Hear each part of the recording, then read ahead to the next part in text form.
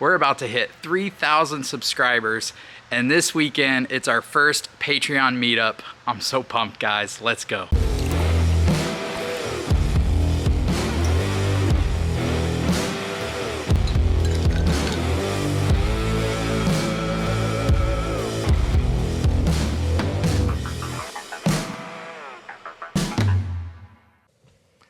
It's Tuesday morning. I am back from one hell of a weekend.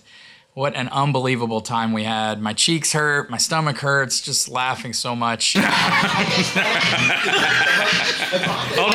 on, put him back up. I gotta zoom in. Booger's titties. This vlog is going to be a little bit sloppy.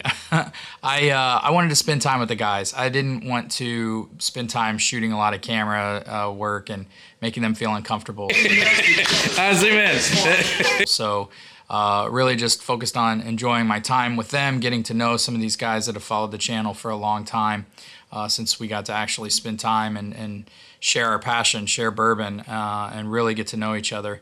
And man, was it an amazing time. So for this vlog, I'll kind of recap every day for you guys and then throw in some B-roll and stuff from where I shot.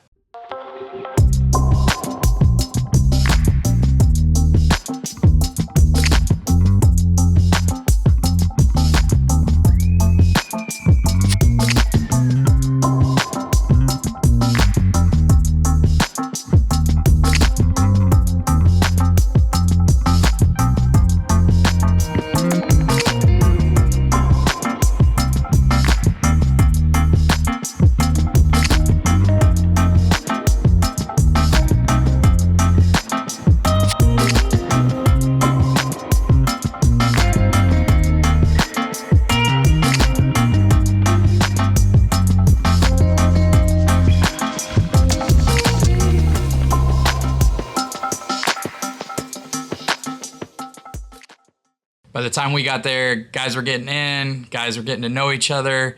The bar was already completely full of amazing bottles that people had brought over. So we got there and had even more bourbon that night, probably stayed up till 2 in the morning, and had a fire. It was a great time.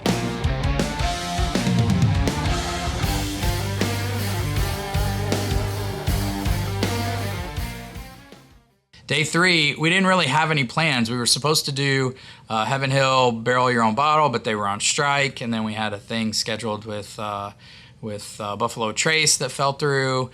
So we didn't really have anything scheduled other than to wake up, and then we were gonna do bourbon hunting. We were gonna hit some distilleries, do some bourbon hunting.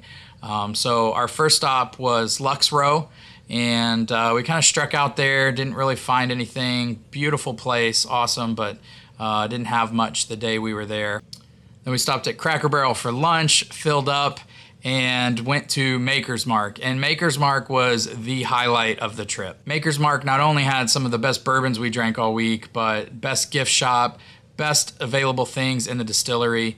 We got an FAE 02, and then my favorite bottle I got all week, the guys bought this for me, was the it's my favorite bottle because it's sentimental to me, not because of the taste, but it's still fantastic, was the Toasted Marshmallow special release that all the guys signed. So this was pretty awesome. I love it. I'm not gonna crack this till next year, till we have our second meetup, and I'm bringing this back and we're gonna open this bad boy. But another guy bought one and opened it, and it is so good. It's delicious. After that, we went to Justin's House of Bourbon, and I had never been to Justin's House of Bourbon, so that was really cool. You know, they have the tater bottles there if you want them, but they're outrageously priced. I knew that going in, so I wasn't really upset. Look, you go to Kentucky to find special limited releases from distilleries or store picks. You don't go to Bardstown or Louisville to find tater bottles. So your Blantons, your E.H. Taylors, your Wellers, all that stuff. You can find them. You can find them out there, but I think Weller 12 at Justin's House of Bourbon was like $400, $500, something crazy. But Justin's House of Bourbon had store picks, which I really wanted one of their store picks. So I got their Sweet Caroline Remus pick, which is fantastic. And then the highlight of that day for me was they actually opened a Chessman from 1970. So we all had a pour. It was like $75 for half an ounce or something. But it was worth it because it's something I'll never have again. It's something I've always wanted. I have an old Chessman piece that doesn't have any bourbon in it on my bar. And I've just always wanted to try it. And, you know, on the nose, it was like caramel, brown sugar. On the taste, it was antique bookstore. So I've seen reviews where Fred Minnick says it's the best thing in the world. Zoom in. You know, I don't know if our bottle was just flat or old or what, but it was not the best thing I've ever had. But it was really cool to taste a piece of history like that. Definitely worth the $75 just to taste a Chessman, know I've tasted it, and have that reference point in my tasting notes going on in the future. And just like hanging out with the guys and experiencing something like that with a bunch of people who are just as passionate about bourbon as you are was really a highlight of the trip for me. Then that night, Ed cooked us an amazing dinner, jambalaya, I believe. Here's the man right there. Right there, the cook. The cook. It's okay. Oh, man. Let me get a little photo of that. I always take That looks good, buddy. Hey, Aaron, you want some? This looks awesome, dude. Yeah, it does. Thank you for doing this. Absolutely, I love it. Day four. Day four is, I think, where everyone started to feel comfortable around each other. Things got a little crazy the night of day four. But we woke up, we didn't have anything till 1 o'clock at Bardstown. So we went to Bardstown Distillery, had lunch there, and then we did a barrel thieving tour, which was really cool. The first barrel they had us try was a 3-year wheat. Second barrel they had us try was a 5-year rye, I think incorrectly labeled. They thought it was younger, but it's actually older. And then the last barrel we got to thieve from was they wanted, you know, the whole idea of the tour was to teach you the difference between a rye and a wheat. So the last barrel we got to guess whether we were drinking rye or wheat. And you know, everyone but Ed Sturger got it right. Zoom in.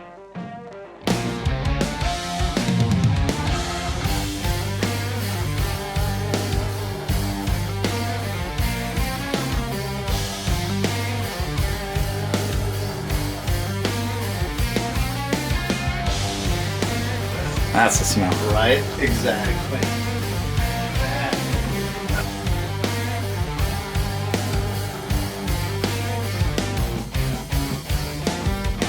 Kill me again, Mr. Bartender, please. I need a shot and I'm begging on my knees. So after we teased Ed a little bit about not knowing the difference between a rye and a wheat, we got to go into like this speakeasy tasting room in the distillery. It was really cool. So tried Fusion 6, and then took some pictures. And then it was back to the tornado shelter where Ed fixed us another great dinner. He fixed us shrimp and grits that night. And then things kind of went off the rails. We drank a lot of bourbon. There was some dancing involved. There was a lot of shenanigans involved. Do a Booker's titties pour. Yeah, come on, Booker's titties pour. He's got to pour from the left tit. Whoa, no. Why? Boo, fun police. Boo. Pour that one. Pour in it. You got Oh, yeah. That's good. So to end this, guys, I just want to tell all you Patreon members that came on the trip, thank you so much. I love you guys so much.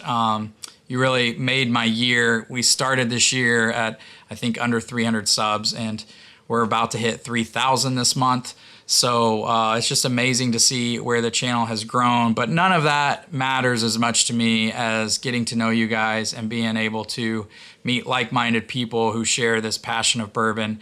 It was such a fun trip. Everyone on the trip was amazing. God, I love you guys so much. I really thank you all for supporting the channel. If you weren't on this trip, I'm sure we're going to do it again next year. Everyone wanted to do it again next year. I know we're going to rent out the place we were in probably, and then we'll list a couple other places. So if you're in our Patreon group, you know, you can get a hold of some guys and rent a house together. It was such a great time. The place where we stayed was better than the pictures. It was perfect for a big group of guys.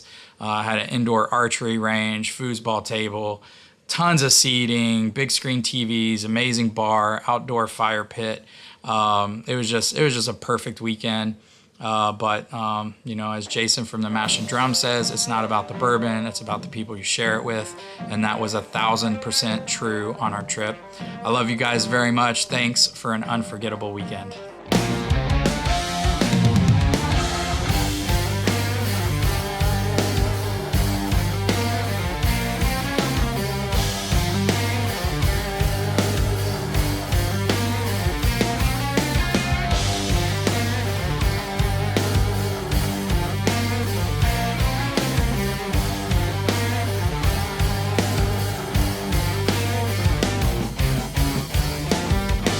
Kill me again, Mr. Bartender, please.